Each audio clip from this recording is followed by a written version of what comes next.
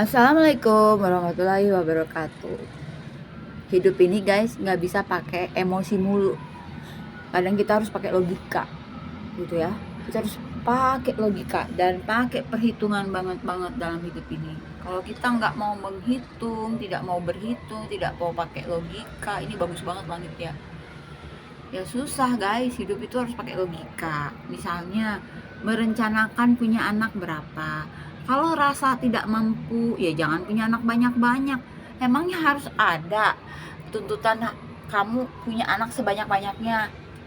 Buat apa anak banyak tapi kamu nggak bisa sekolahin, nggak bisa kasih baju bagus, nggak bisa kasih makan bergizi, ya kan, nggak bisa perhatiin dia, kamunya saja udah morat-marit cari duit gitu kan, cari makan aja kamu sendiri aja susah, kamu mau bikin anak banyak-banyak, di mana logikanya saudara-saudara? Tolonglah stop fenomena anak banyak tapi orangnya susah gitu, orang miskin tapi anaknya banyak tuh males banget gitu ya ngebahasnya gitu loh. Kadang orang kaya mau punya anak susah banget. Nah, disitulah ujiannya. Jadi manusia itu harus pakai logika, diatur. Sekarang kan udah zaman udah canggih, ada KB gitu kan, bisa KB itu bisa tujuannya untuk mencegah populasi bertambah, yang nggak usah banyak anak, nggak usah beranak gitu.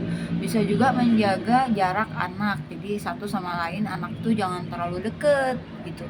Nah, anak yang jumlahnya kebanyakan juga kan nggak bagus, anak yang terlalu deket jarak lahirnya juga nggak bagus. Nah, jadi manusia itu dikasih akal sama Allah, dikasih ilmu pengetahuan, dan gunakanlah ilmu pengetahuan yang sudah ada itu, fasilitas KB dipakai. Terus satu lagi ya, fenomena sosial yang sering banget aku temuin di daerah baksos aku adalah kawin cerai yang tinggi. Kawin cerai itu bisa satu orang bisa 4 kali. Dan ada satu fenomena ya, satu ibu dia nikah 4 kali, dan setiap kali dia nikah dia punya anak. Jadi bayangin, dia punya anak 4 dari suami yang berbeda-beda. Nah, aku nggak ngerti apakah di Jawa Barat ini ada semacam ketentuan tidak tertulis atau apa gitu ya, bahwa setiap kali menikah dengan orang baru dia harus punya anak gitu loh. Setiap kali dia nikah dapat suami baru punya anak, dia nikah punya suami baru punya anak. Lalu terus udah gitu cerai, ditinggalin sama lakinya loh, ditinggalin sama lakinya, nggak dibiayain, nggak dinafkahin. Jadi si perempuan ini ketimpaan anak gitu loh, ketempuhan ngurusin anak 4 dari laki-laki yang berbeda. Jadi saya nggak ngerti kenapa dia nggak menahan diri untuk tidak menikah lagi, terus ngebesarin anaknya, mencari duit buat anaknya. Dan posisinya si perempuan itu tidak bisa mencari uang guys, jadi kebayang nggak, jadi yang ketempuhan membiayain anak-anaknya dari 4 suami itu adalah ibu bapaknya, kakek, adeknya, kakaknya. Nah, jadi ngerepotin keluarga besar kan kalau kayak gitu. Cobalah, hidup itu harus pakai logika kan. Nah, jadi kalau sudah punya anak, nikah lagi, udah stop, nggak usah bikin anak lagi, cukup lah, selesai satu. Anak yang sudah ada disejahterakan. Ini seperti tuyul-tuyul dua ini, nah gitu ya kan. Ini disejahterakan, ngapain punya kucing banyak tapi nggak keurusan, mending punya kucing sedikit tapi keurusan, kan kayak gitu.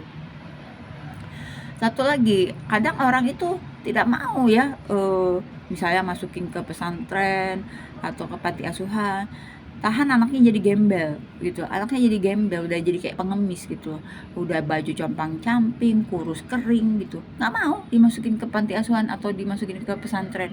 Nggak ngerti saya, itu berarti orang nggak pakai logika, ya kan? Coba pakai logika, taruh aja di panti asuhan atau di pesantren, konsentrasi kamu cari duit ya. Satu saat kalau kamu sudah mapan, anaknya dijemput lagi, tinggal bareng lagi sama kamu.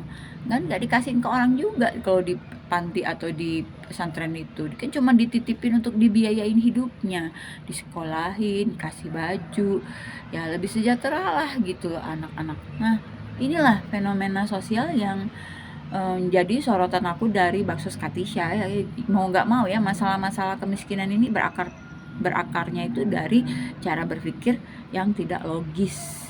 Nah, jadi kalau udah punya anak 4, nikah lagi bikin lagi 4 gitu, terus nikah lagi bikin lagi 4 gitu, mau sampai kapan kayak gitu?